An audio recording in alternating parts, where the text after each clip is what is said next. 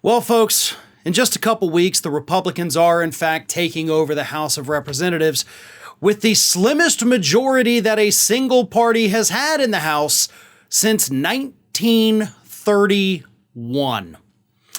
So, for the last 91 years, no party has ever had as slim of a majority as the Republicans are about to have in the House, and the Democrats have a message after basically coming off 2 years of also having a slim majority, though still greater than what the Republicans are about to have. And that Democratic message is simple. Welcome to hell! Because that is exactly what Republicans are going to be going through for the next 2 years.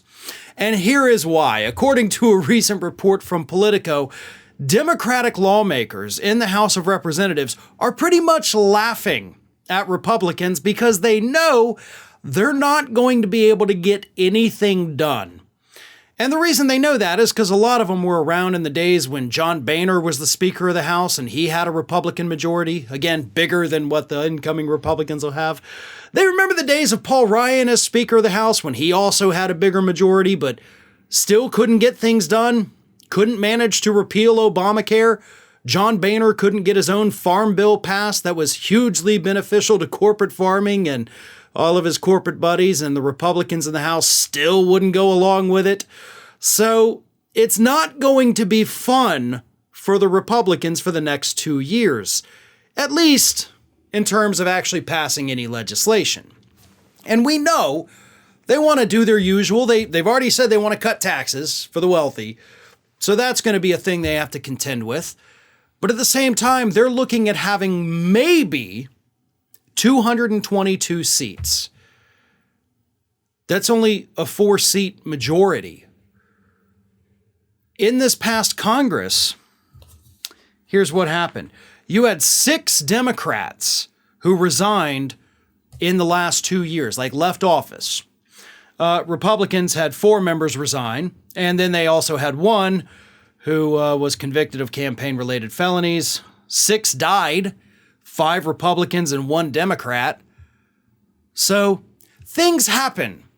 And because you only have a 4-seat advantage, and some of those seats you barely won, looking at you, Lauren Boebert, if something were to happen, if there was a resignation, if there was, I don't know, a member from Florida that gets thrown in jail for sex with underage girls, if somebody dies, and you got a lot of old people. Let's be honest. You got a lot of people who didn't want to get vaccinated. That's a real possibility. COVID's not done.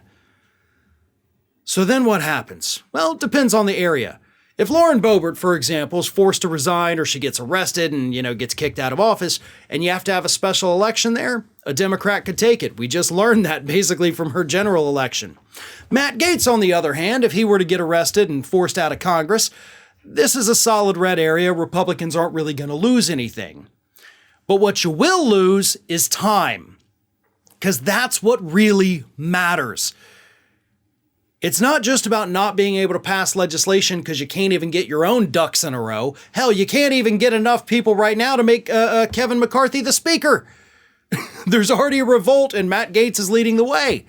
But what happens when members die or resign in Congress is you have a special election. Most states have special elections. But those don't just pop up overnight. They don't have a member leave and then say, all right, well then tomorrow, election time. It takes months. So for months, if a Republican resigns or dies in office or anything like that, there goes one Republican vote. Suddenly the Democrats get even stronger, even if they don't gain a member by you losing a member for 2 or 3 months. That's devastating for Republicans. And I think that's why they've kind of made it clear they've only got like 2 or 3 legislative goals, and then the rest of the time is going to be focused solely on investigations. Because they know they can do that with their very slim majority. And of course, it's a way to appease their base. But when it comes to getting actual things done, passing legislation, you're not going to be able to do that without the Democrats' help, which means they're going to serve as a very good check against some of the worst and most extreme legislation that Republicans could dream of. And hopefully their very slim majority, slimmest in 91 years, is enough to keep the extremism at bay. Hey everyone, this is Aspen. And did you know that for the low cost of $0 per day, you can subscribe to the Fair and Balanced YouTube channel?